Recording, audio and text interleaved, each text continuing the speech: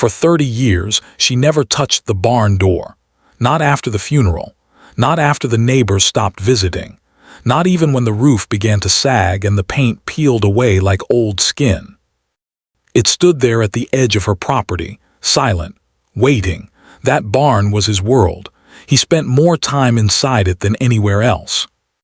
He used to say it held his unfinished dreams. She never asked what he meant. Then one cold morning, without telling anyone, she picked up the old rusted key. She did not plan it. She just woke up with a feeling she could not ignore. The lock resisted at first, as if it did not want to be opened. When the door finally creaked apart, a wave of dust and memories rushed toward her. The air smelled the same. Oil, wood, time. At first everything looked frozen, tools on the wall. A coat still hanging. And then she saw it, something in the far corner, something that should not have been there. Her hands began to shake. Because whatever was waiting inside that barn had been waiting for her.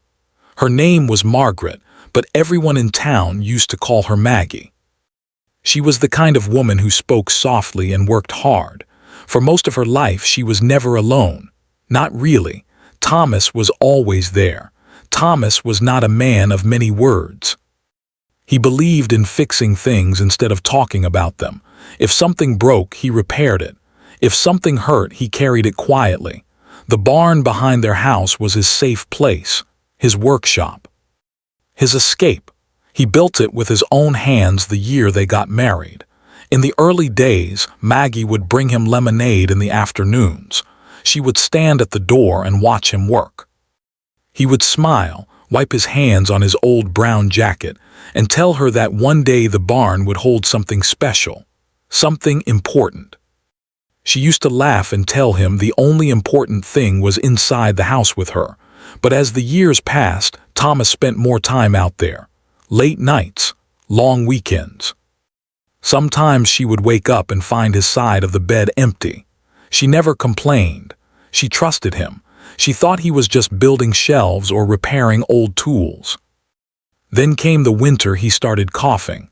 At first it was small, just a dry cough after long days in the cold. He brushed it off, said it was nothing, but the cough stayed. It grew deeper. His hands, once steady and strong, began to tremble. Doctors, hospital visits, long drives to appointments in the city, words they never expected to hear. The barn lights stopped turning on at night. In his final weeks, Thomas barely spoke about himself. Instead, he talked about the house, the garden, the small things Maggie would need to remember. But every time she mentioned the barn, his eyes changed. Not fear, not sadness, something else, something she could never understand. One evening, as the sun was setting, he held her hand tighter than usual. His voice was thin, almost a whisper. He told her, "Don't forget about it." She thought he meant the property, the repairs, the land papers. She did not ask him to explain. After he passed, the barn door stayed closed. She could not bring herself to open it. The sight of it hurt too much. It felt like stepping into a room where his voice still echoed. So she let time do what time does. Dusk gathered. Seasons changed. The world moved forward. Neighbors offered to clear it out. She refused. Developers tried to buy the land years later. She refused again. The barn was not just wood and nails. It was the last place Thomas had truly been himself. And yet deep down there was always that sentence, the one he spoke on that final evening. Don't forget about it. For 30 years she tried to forget what he meant. Until the morning she finally decided she couldn't anymore. The years after Thomas passed were quiet, too quiet. At first, Maggie thought the silence would swallow her whole. The house felt larger than before. Every room carried an echo. She would wake up reaching for him, only to feel cold sheets. People visited in the beginning. Neighbors brought pies. Friends stayed for tea. They told her she was strong. They told her time would help, but time did not help. It only stretched the days. She learned to live alone, slowly, carefully. She fixed small things around the house because Thomas used to do them. She kept his tools in the hallway closet, but she never returned them to the barn. That door remained shut. She could not explain why, even to herself. Some evenings she would sit by the kitchen window and stare at the barn in the distance. The paint faded year after year. The roof sagged a little more each winter. Grass grew taller around it, like nature was trying to hide it from her. But sometimes, when the wind was strong, the door would rattle softly. And every time it did, her heart would race. She told herself it was just the wind, just old hinges, just wood shifting with age. Still, it felt like a reminder. There were moments when she almost walked out there. Once, during a storm, she worried the roof might collapse. She even stepped onto the porch. But halfway across the yard, her chest tightened. She turned back. It was not fear of what was inside. It was fear of what she might feel. Because the barn was the last place Thomas had spent his strength, the last place his hands had worked, the last place his voice had echoed freely. Opening that door felt like reopening a wound she had worked so hard to close. Years turned into decades. Her hair turned silver. Her hands grew thin and lined. The town changed around her. New houses were built. Old neighbors moved away. Children she once babysat had children of their own. The barn stayed the same, untouched, unopened. Then one morning everything shifted. It was not a dramatic moment. No storm, no loud noise, just a simple sunrise. Maggie woke up before dawn, her heart beating faster than usual. She had dreamed of Thomas, not the sick version, not the weak one, but the younger man. The one covered in sawdust, smiling in the doorway. In the dream, he said nothing. He just looked toward the barn. When she opened her eyes, the feeling stayed with her, heavy, clear. She sat on the edge of her bed for a long time. Her house felt different that morning. Still quiet but not empty, as if something was waiting. Her eyes moved toward the window. The barn stood in the soft early light. For the first time in 30 years, she did not feel pain when she looked at it. She felt pulled, not by memory, by something unfinished. And without fully thinking it through, Maggie stood up, walked to the hallway drawer, and reached for the small rusted key she had kept all these years. The key felt heavier than she remembered. It was small, rusted around the edges, cold in her palm. She stood in the hallway for a long time, just staring at it. 30 years of waiting rested on that tiny piece of metal. Her legs felt weak as she stepped outside. The morning air was sharp. Dew covered the grass. Each step toward the barn felt slow, almost unreal. She could hear her own breathing, soft, uneven. Up close, the barn looked older than ever. The wood was cracked. The red paint had faded into a dull brown. One of the windows was coated in thick dust. No light had passed through it in years. She reached the door and paused. Her hand hovered over the handle. Memories rushed in without warning. Thomas laughing as he carried lumber inside. The sound of hammering late at night. The smell of fresh-cut wood. The way he used to call her name from inside when he needed help holding something steady. Her fingers trembled. For a moment, she almost turned back again. She had lived 30 years without opening this door. She could live the rest of her life the same way. But then she remembered his voice. "Don't forget about it." The lock resisted at first. The metal scraped loudly as she pushed the key in.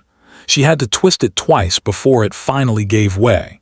The sound echoed in the quiet morning like something breaking free. She pulled the door open slowly. Dust drifted through the air. The scent inside was strong. Old wood, oil, time frozen in place. At first glance, everything looked exactly as it had been. Tools hung neatly on the walls. A wooden workbench stood in the center. His old brown jacket still hung on a hook near the entrance. Her chest tightened at the sight of it. She stepped inside. Each footstep stirred up more dust. The floor creaked beneath her weight. It felt like the building itself was waking up after a long sleep. She ran her fingers lightly over the workbench. A thin layer of dust coated her skin. She could almost see him standing there, measuring something carefully, his brow slightly furrowed in concentration. Nothing seemed out of place. Nothing seemed unusual, and for a brief second she wondered if she had made a mistake. Maybe there was nothing here. Maybe the barn was just what it had always been. A quiet workshop filled with unfinished projects. Then she noticed something different. In the far corner of the barn, behind a stack of old wooden boards, there was a section of the floor that looked cleaner than the rest. Less dust, less age. Her heart began to pound. Thomas had always been organized. He would never leave something half done. And yet this corner felt hidden. She moved closer, her steps careful and slow. The boards were heavier than she expected. She pushed them aside one by one, her breathing growing faster with each movement. And beneath them, partly covered by a faded canvas sheet, was something she had never seen before. The canvas sheet was stiff with age. Dust rose into the air as she bent down and touched it. For a moment, she only stared. Her heart was beating so loudly she could hear it in her ears. Thomas had never mentioned hiding anything in the barn. He never spoke in secrets. He was a simple man, honest, straightforward. So why would he cover something and leave it here out of sight?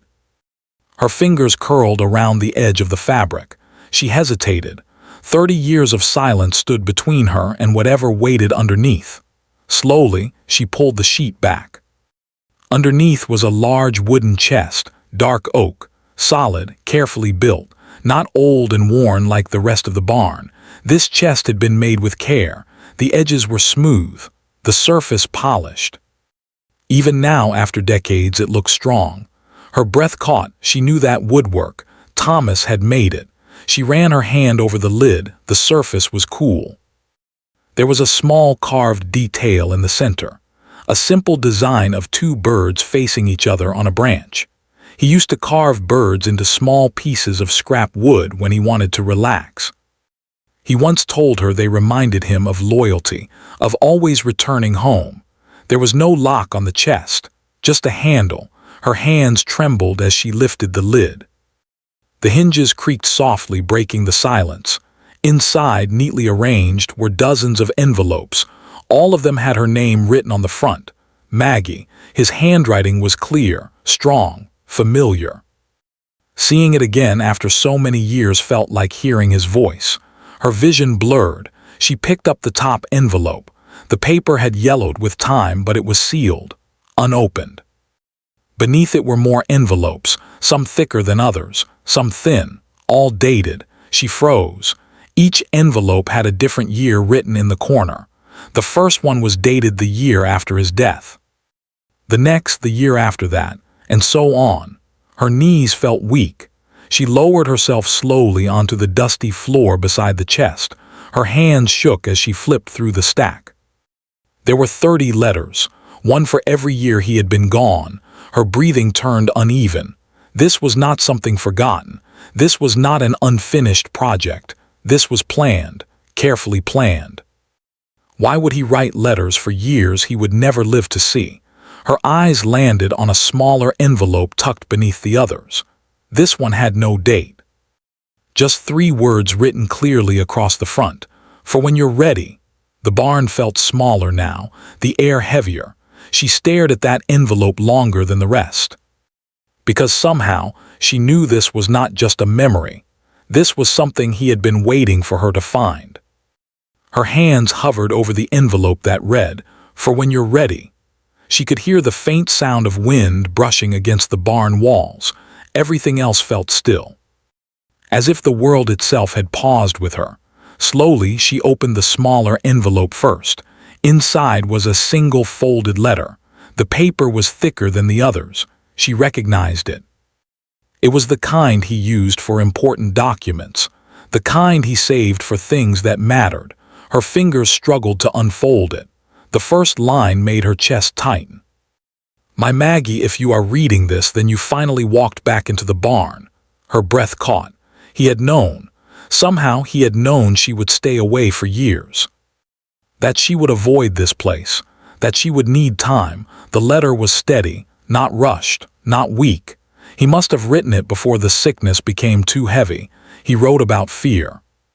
Not his fear of dying, but his fear of leaving her alone. He said the barn was never just a workshop. It was where he prepared something he could not finish in person. Her eyes moved faster now. He explained that after the doctors gave him the truth, he began coming to the barn each night for a reason. Not to escape, not to hide, but to plan. He wrote 30 letters. One for every year he believed she might still be alive without him. He said he imagined her reading one each year on the same day, on the anniversary, so she would never feel like he had fully left. Her hand started shaking harder. Beneath the letters she noticed something else inside the chest, a small wooden box, carefully carved just like the birds on the lid. She opened it. Inside were bank papers, savings bonds, documents with her name printed clearly. The amounts were not small. Thomas had been saving quietly for years. He wrote that he knew medical bills would take most of what they had. He knew she would never ask for help, so he made sure she would not need to. He had sold some of his private projects. Custom furniture he built at night, pieces she never even knew he finished. He placed every extra dollar into an account under her name. There were instructions in the letter, clear steps. Details about where to go, who to speak to, everything organized. Her vision blurred with tears. All those late nights in the barn. All those quiet hours she thought he was simply working on shelves or fixing tools. He had been building her safety, building her future. The wind outside grew stronger, rattling the barn door slightly. She looked back at the stack of dated envelopes. 30 years of love, 30 years of guidance, 30 years of words she never heard. And suddenly, she realized something that made her heart ache even more. He had believed she would open this much sooner. That thought would not leave her. He believed she would open this much sooner. Her chest felt tight, almost painful. 30 years, 30 birthdays, 30 anniversaries spent in silence when his words had been sitting only a few steps away. Her hands moved slowly toward the first dated envelope, the one from the year after he passed. She broke the seal carefully. The paper inside was thin but steady. His handwriting was strong. Confident, not the weak lines of a sick man. He must have written these before his body gave up. "My Maggie, I hope you did not skip meals this week." A soft sound escaped her lips, half laugh, half sob. He wrote about small things first. The garden, the fence that always leaned too far left, the old radio that needed a firm tap to work. He reminded her where he kept the spare screws for the kitchen cabinet. It felt like he was sitting across from her again. Calm, practical, gentle. Then the letter shifted. He told her that grief would try to make her small, that loneliness would whisper lies, that she might feel like half a person. "But you are whole," he wrote. "You were always the stronger one." Tears rolled down her cheeks and fell onto the paper. She reached for the second envelope, then the third. Each year carried a different tone. Some were light. He joked about her stubbornness. He told stories from their early days that she had almost forgotten. He reminded her of the time they got lost driving to the lake and ended up laughing for hours. But some letters were heavier. In one, he spoke about regret. Not regret for his life, but regret for not saying certain things out loud. He admitted he should have told her more often how proud he was of her, how much he admired her quiet strength. In another, he asked her not to let the barn become a grave. He wrote that it was built for building, not mourning. Her breathing grew uneven again. She had done exactly that. Year after year, he had imagined her reading his words. Imagined her healing little by little. Imagined her smiling through tears but still moving forward. Instead, she had locked the door, locked him out, locked herself away from this gift. Her fingers tightened around one of the letters. There was no anger in his writing, no blame, only love, steady and patient. In the 15th letter, he wrote something that made her pause. "If you have not opened this yet, then I know you are still afraid." Her heart pounded. I understand, but Maggie, love is not something you protect by hiding. It grows when you face it. The barn felt smaller now, the air thick with everything she had missed. She looked at the remaining envelopes in the chest. So many years, so many words. And suddenly, the weight of 30 silent anniversaries pressed down on her all at once.